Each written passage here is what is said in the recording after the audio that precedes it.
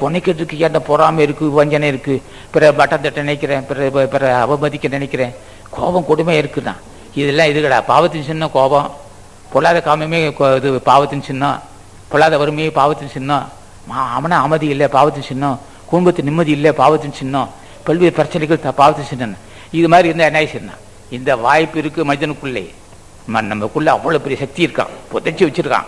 ஆகவே நீங்கள் எல்லாம் நம்ம எல்லாம் என்ன செய்ய வேண்டும்?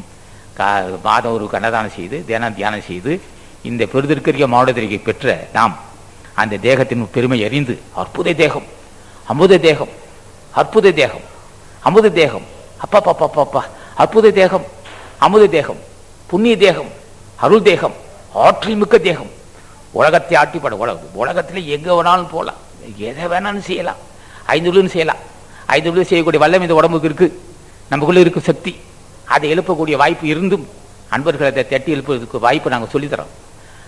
அந்த வாய்ப்பு ஆசான் ராமலிங்க சாமினால், திருஞான சம்பந்தரால், திருநாவுக்கரசரால், பதஞ்சலி முனிவனால், அருணகிரிநாதனால், அசுனி தேவனால், ஆசான் சுப்பிரமணிய ஆசையால், அருணகிரிநாதன் ஆசையால் அடியேன் சிறிது பெற்றிருக்கிறேன். அந்த பெற்ற அனுபவத்தை உங்களுக்கு சொல்கிறேன். ஒரு கடுகு தான் பெற்றிருக்கிறேன். ராமலிங்க சாமி ஆசையாலும், அருணகிரிநாதன் ஆசையாலும், அகத்தீச ஆசையாலும், திருஞான சம்பந்தர், புஜண்ட மகரிஷி, போக மகரிஷி ஆசி, திருமலை தேவன் ஆசையாலும், காலங்கிநாதர் ஆசையாலும், கரூர் முனி ஆசையாலும் நான் பெற்றிருப்பது ஒரு கடுகு திணி. அதில் நான் அடைந்த உண்மையை சொல்கிறேன். இந்த வாய்ப்பு இவ்வளோ பெரிய வாய்ப்பு. நான் பெற்றது கடுகு தான். இன்னும் கடல் போட்ட அறிவு நான் பெற வேண்டும். ஆகவே இந்த பெற்ற அனுபவத்தை சொல்கிறேன்.